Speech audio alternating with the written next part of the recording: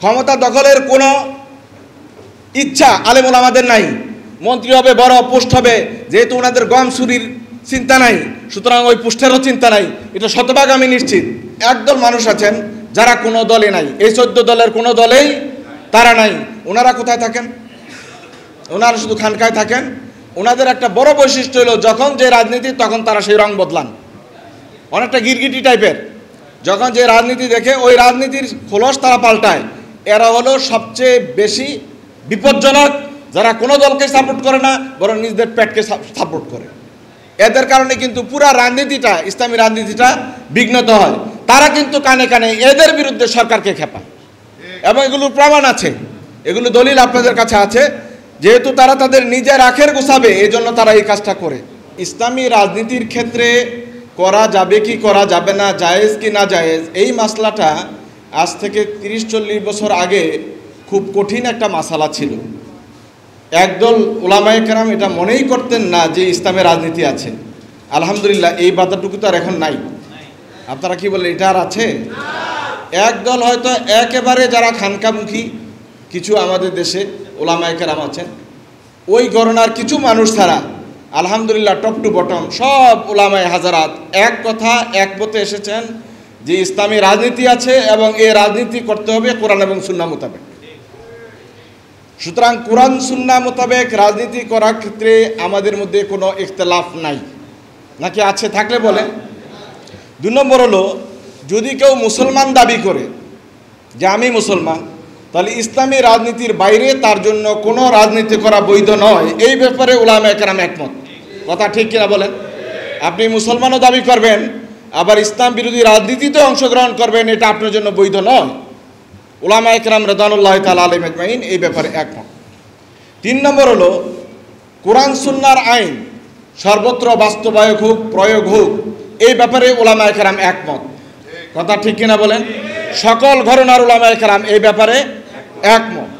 4 নম্বর হলো, ইসলামকে পূর্ণ বিজয়ী করার জন্য রাষ্ট্র ব্যবস্থা ইসলামীকরণ আবশ্যক, এই ব্যাপারে উলামায়ে কেরাম একমত। যেই দল করেন, যেই ঘরানার লোক হন, সবাই একমত। তাহলে এই মৌলিক 4টা বিষয়ে একমত হয়ে গেলে কিভাবে রাষ্ট্র ক্ষমতা থেকে উলামায়ে কেরাম দূরে থাকবে, এটা আমার বুঝে আসে না। কথা ঠিক কিনা বলেন? সকল ধারার আলেম যারা সচেতন, তারা এই মতে, এই পথে সবাই একমত। তো ঐক্যটা হয় না কেন? ঐক্যটা হয় না যেসব কারণে, সেগুলো সামান্য কয়েকটা বিষয় আলোচনা করব। এর আগে আপনাদেরকে বলি, বাংলাদেশে মোট রাজনৈতিক দল কয়টা আছে আমরা কি সচেতন? আমরা জানি কয়টা রাজনৈতিক দল প্রচলিত? এই পর্যন্ত সরকারের নিবন্ধিত অনিবন্ধিত দল মিলিয়ে বাংলাদেশে মোট 44টা রাজনৈতিক দল আছে। 44টা রাজনৈতিক দলের মধ্যে ইসলামী দল আছে 14টি, নিবন্ধনের বাইরে আছে আরও 5-6টি। তো ধরি 20টা আছে ইসলামী দল।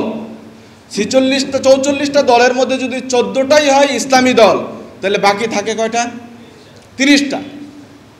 তাহলে জনসংখ্যার দিক থেকে যারা 30টার দল করে, 30টা দলে বিভক্ত হয়েছে, সেই তুলনায় ইসলামের দলগুলোর সংখ্যা বেশি না কম? বেশি। আপনারা বুঝে উত্তর দিচ্ছেন না। ওদের জনসমর্থন বেশি, ভোট বেশি, সেই তুলনায় তারা 30 ভাগ। আর আপনাদের জনসংখ্যা কম, ভোটার কম, সেই তুলনায় আমরা হলাম 14 ভাগ। তাহলে আমরা বেশি না তারা বেশি? বিভক্তিটা আমাদের মধ্যে বেশি। এর মধ্যে আপনারা দেখেন কিছু কিছু দল আছে, যেই দলগুলো একেবারে হুন্ডা পার্টি। এদেরকে আমি হুন্ডা পার্টি এই জন্য বলি, সভাপতি আর সেক্রেটারি 2 জন মিলে এক দল, যেটা হুন্ডায় উঠতে সুবিধা। এই হুন্ডা পার্টি ইসলামী দলের সংখ্যা অনেক। এদের কোনো পরিচয়পত্র, শুধু পেট সর্বস্ব রাজনীতি তারা করে। এটার অনেকগুলি সুবিধা আছে, এই সুবিধা নেওয়ার জন্যই তারা এই রাজনীতি করে। মূলত আল্লাহ সন্তুষ্টির জন্য রাজনীতি তারা করে না। এখানে আমি সবগুলো দলের কথা বলছি না।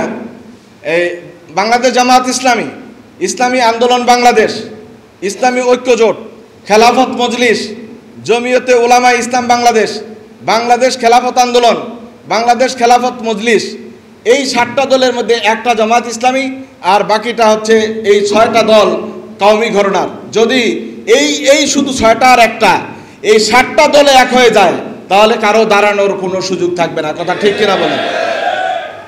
এরপরে নিজাম ইসলাম পার্টি, মুসলিম ব্রাদারহুড, মুসলিম লীগ, এই নামে এই ধরনের 3টা দল আছে। এরা মূলত আসলে কোনো দল না, এদের পেট সর্বস্বতা আছে।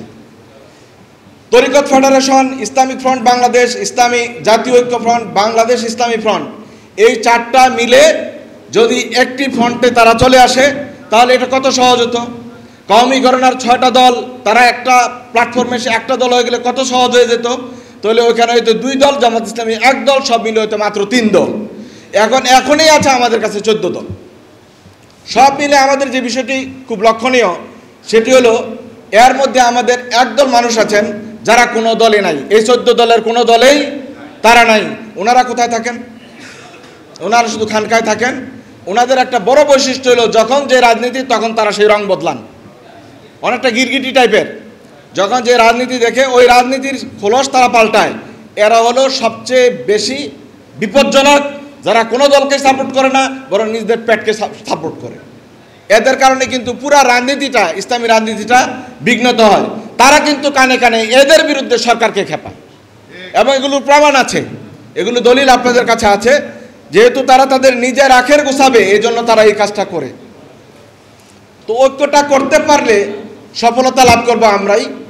ঐক্য না হওয়ার পিছনে যে কারণগুলো আছে আমি মনে করি সেটা হলো 1 নাম্বার, একমাত্র আল্লাহ তাআলাকে সন্তুষ্টির জন্য আল্লাহর আইন বাস্তবায়নে রাজনীতি করার বিশুদ্ধ নিয়তের অভাব। রাজনীতি আমরা করি কেউ পদ পাওয়ার জন্য, পদবি পাওয়ার জন্য, বিশুদ্ধ নিয়তে ইখলাসের সহিত রাজনীতি, ইসলামী রাজনীতি করে না এমন হাজারো লোক আছে। সুতরাং এটা 1 নম্বর আপদ আমাদের জন্য। আমরা কিন্তু আল্লাহ তাআলাকে সন্তুষ্টি করার জন্য ইবাদতের নিয়তে ইসলামী রাজনীতি করবেন। নামাজ পড়েন, রোজা রাখেন, হজ করেন, যাকাত দেন, যেরকম ইবাদতের নিয়তে, এই ইবাদতের নিয়তে ইসলামী রাজনীতি করবেন। এটা এই জন্য নয় যে কিছু পাওয়ার জন্য, এই রাজনীতি করলে, এই দলে যোগ দিলে আমার সুবিধা হবে না, এটার জন্য রাজনীতি করলে এই ইসলামী রাজনীতি কখনোই সফলতার মুখ দেখবে না। 2 নম্বর বিষয়, পদ পদবীর লোভ আছে।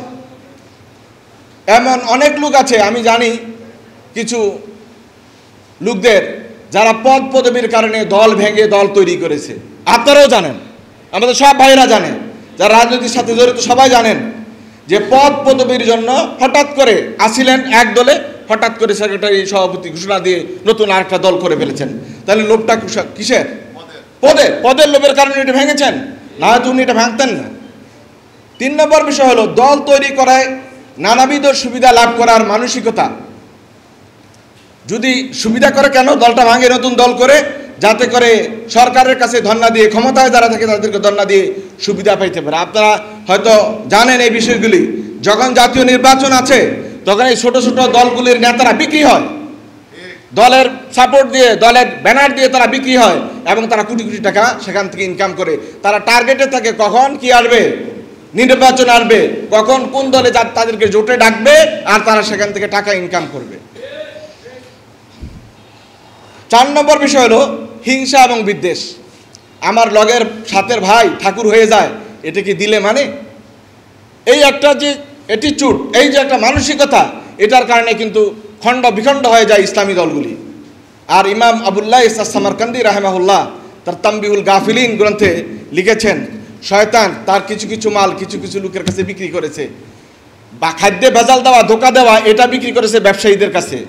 হিংসা বিদ্বেষ এটা বিক্রি করছে আলেমদের কাছে, আলেমদের কাছে এটা বিক্রি করে গেছে। কাজেই হিংসার ডিপুগুলো হলাম আমরা যখন দেখি যে আমার আরেক ভাইয়ের নাম উঠে যায়, স্লোগান হয়ে যায়, তিনি বড় হয়ে যায়, তখন এটা আমার গা জ্বলে, আমি আরেকটা নতুন দল করার চেষ্টা করি।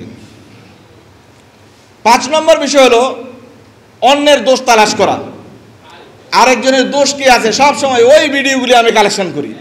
কি উনার জীবনে কি উনি ভালো বক্তব্য দেয় নাই, ইসলামের পক্ষে কথা বলে নাই, আপনার পক্ষে কথা বলে নাই, ওই ভিডিওগুলো তো বাজালেন না, দেখালেন না। দেখান কোন ভিডিওগুলি, যে এই ভিডিওগুলোতে হয়তো আপনার বিরুদ্ধে মাঝে মধ্যে হয়তো মুখ ফসকেই বেরিয়ে গেছে, এটা তার মন থেকে ছিল না, কিন্তু এইটাই বারবার বাজাইতেছেন আর দেখাইতেছেন। এটা আমাদের অনেকেরই চরিত্র, এটা পরিহার করা উচিত। আর এটার কারণেই কিন্তু আমাদের ঐক্যটা বিনষ্ট হয়ে যায়। একটা কথা মনে রাখবেন, আপনারা যেই গণনারই হন, যেই দলেই করেন, ওই আমার এক ভাই বলে গেছে, প্রায় সবাই এই কথাটা বলেছে, দোষ একটাই যে আপনি মুসলমান, দোষ একটাই আপনি ইসলামী রাজনীতি করেন। আপনাকে কিন্তু ওইভাবেই তারা ট্রিট করে, আপনাকে কিন্তু অন্যভাবে হিসাব করে না। কোন দল করেন এটা বিষয় না, বিষয় হলো আপনি তাদের বিপরীত স্রোতে চলেন কিনা, এটা তারা আপনাকে গণ্য করে হিসাব করে। বিপরীত স্রোতে থাকবেন, সাইজ হয়ে যাবেন। এটা আবার যে কোনো ইসলামিক গণনার কাজে আপনি করেন না কেন, তারা জানে যে ইসলামের উত্থান হলে, ইসলাম পদ্ধতির উত্থান হলে আমাদেরকে কিন্তু তারা ছাড় দেবে না এবং আমাদের মত পথ এটাকে আমরা চালাতে পারবো না। এখন যে জিনিসটি আমাদের সবচেয়ে বড় জরুরি, একটি কথা বলে আমি আমার শেষ আলোচনাটা করব। মাওলানা সিদ্দিক আহমদ সাহেব, খতিব সাহেব, আপনারা যার বয়স্ক তারা সবাই ওনার নাম জানেন। উনি বলতেন যে আমরা সবসময় কিন্তু বলি ঐক্যের কথা, ঐক্যের কথা। আসেন আমরা সবাই কি করি, ঐক্য করি, কিন্তু কেউ নিজের অবস্থান থেকে এক চুলো নড়তে চাই না। এটা কি ঐক্য হবে? একটা টেবিলের চতুর্পাশে আমরা বসা আর সবাই বক্তৃতা দিচ্ছি ঐক্য হবো, আসেন, কিন্তু কেউ ওই টেবিলটা ঘুরে পাশে এসে মুসাফা করতে রাজি না। সারাদিন বসে থাকবেন, ঐক্যের স্লোগান দেবেন, ঐক্য সম্ভব হবে না। ছাড় দিতেই হবে আপনাকে যে কোনো রকমের ছাড় দিতে হবে। ছাড় ছাড়া আপনি কখনো ঐক্য ধরে রাখতে পারবেন না। মনে রাখবেন, ভোট কিন্তু আপনার না, ভোট হলো আপনার বিরোধীদের। এটা আমি খুব কনফিডেন্স নিয়ে বলছি, ভোট আপনার না, ভোট হলো আপনার বিরোধীদের। এটা দলিল হলো আপনার যখন গাভী বাচ্চা দেয়, প্রথম দুধটা পীর সাহেব হুজুরকে পাঠায়, প্রথম কাঁঠালটা আলেমদেরকে খাওয়ায়, প্রথম জিনিসটা সব আলেমদেরকে খাওয়ার সময় ভালো খাবারটা দেয়। ভোট দেওয়ার সময় যখন উনি দাঁড়ান, একটা ভোটও ওনাকে দেয় না। কি কথা ঠিক কিনা বলেন? আমি যে মসজিদে জুমা পড়াইতাম, 16-17 বছর জুমা পড়াইছি, তখন একটা চেয়ারম্যানের ইলেকশন আসলো। আমি ইচ্ছা করেই এটা থ্রো করলাম মসজিদে এবং সিরিয়াসলি বললাম যে আমি কিন্তু আমার এই ইউনিয়নে চেয়ারম্যানিতে দাঁড়াবো, ইউনিয়ন নির্বাচনে চেয়ারম্যানিতে দাঁড়াবো। আপনারা কারা ভোট দিবেন? বিশ্বাস করেন, মসজিদের সবচেয়ে মহাব্বতী মুসল্লিদের থেকে শুরু করে সাধারণ মুসল্লি একজনও বলে নাই হুজুর আপনি দাঁড়ান। ভোট তো অনেক পরের কথা, ভোট তো হবে অনেক পরে। আমি শুধু বললাম যে আমি দাঁড়াবো, আপনারা কারা আমাকে ভোট দিবেন। একটা মানুষ তো দাঁড়াইয়া অন্তত চেহারার দিকে তাকাইয়া ইজ্জতের কারণে এটা বলতে পারতো যে হুজুর ঠিক আছে আপনি দাঁড়ান, আমরা আছি, আচ্ছা পরে নাইলে ভোট না দিত। কিন্তু একটা লুটো দাঁড়াইয়া এই কথা বলে নাই যে আপনাকে ভোট দিব। তার মানে কি? আপনাকে ভালোটা খাওয়াবে, ভোটটা দিবে না। সুতরাং ভাইরা, আপনারা যারা আজকে এসেছেন, আপনাদের কাজ হলো রুট লেভেলে ভোট কালেকশন করার জন্য কথা বলা। আর ভোট কালেকশনের কথা না বলে এখানে যত গরম বক্তৃতা দেন, মাঠ কিন্তু শূন্য। যখন ভোটটা হয় তখন কিন্তু আপনি ব্যালট পেপারের সামনে থাকেন না।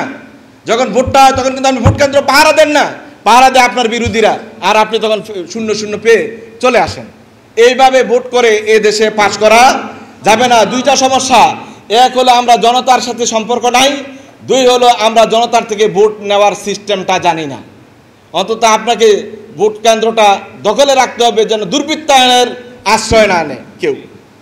আমি কথা শেষ করে ফেলছি, আরেকটু কথা বলে শেষ করে দিব। এখানে সর্বশেষ কথা সেটা হলো, এখানে তো অনেক বক্তৃতা হলো, আলহামদুলিল্লাহ আমাদের আরও বিজ্ঞজন আছেন, ওরাও বক্তব্য দেবেন। এই বক্তব্যটা কুমিল্লাই থেকে যাবে এবং এই হল রুমের ভিতরেই থেকে যাবে, হয়তোবা মিডিয়ার কারণে আরও ছড়বে। এটা কি কোনো 1 পয়সার দাম হবে যদি কেন্দ্রে এটার কোনো প্রতিফলন না হয়? সুতরাং আজকের এই সম্মেলন থেকে আমাদের দাবি হবে, আমাদের কেন্দ্রীয় নেতৃবৃন্দ যারা আছেন সবাই এক টেবিলে বসেন এবং আপনারা ঐক্য হয়ে গেলে গোটা দেশ অটোমেটিক ঐক্য হয়ে যাবে। আপনারা কি আমার সাথে একমত? আপনারা এক জায়গায় যে এক বক্তব্য দিবেন, মারামারি করবে মাঠে কর্মীরা, গরম বক্তৃতা ঐক্যের জন্য কর্মীরা, ফলাফল বিকেলে শূন্য। সুতরাং এইভাবে সম্ভব নয়। এবং আমি এটাও বিশ্বাস করি দৃঢ়ভাবে, যদি এই সবগুলো ইসলামী দল একত্রিত হয়ে একটি ব্যানারে, একটি মার্কায়, একটা বিষয়ে একত্রিত হয়ে জোটবদ্ধ ইলেকশন করতে পারে, আমার মনে হয় কয়েকটা ভালো সংখ্যক সিট তারা পেয়েও যেতে পারে ইনশাআল্লাহ। এটা সিটের জন্য বলছি না, ক্ষমতা দখলের কোনো ইচ্ছা আলেমুল আমাদের নাই। মন্ত্রী হবে, বড় পোস্ট হবে, যেহেতু ওনাদের গম চুরির চিন্তা নাই, সুতরাং ওই পোস্টেরও চিন্তা নাই, এটা শতভাগ আমি নিশ্চিত। কিন্তু এটা এজন্যই করতে হবে, নিজের অস্তিত্ব টিকিয়ে রাখার জন্য আপনাকে এটা করতে হবে। যেন যারা ক্ষমতায় যায় তারা যেন আপনাকে ট্যাক্স দেয়, জিজ্ঞাসা করে হুজুর এটা করবো কি করবো না, আপনি কি বলেন? এই জিজ্ঞাসা করার রাজনীতি আমাদেরকে চালু করতে হবে। কথা ঠিক কিনা বলেন? আল্লাহ সুবহানাহু ওয়া তাআলা আমাদেরকে কবুল করুক, আমিন। ওয়া আখিরু দাওয়ানা আলহামদুলিল্লাহি রাব্বিল আলামিন ওয়া মা তাওফীক ইল্লা বিল্লাহ। আসসালামু আলাইকুম ওয়া রাহমাতুল্লাহি ওয়া বারাকাতুহু।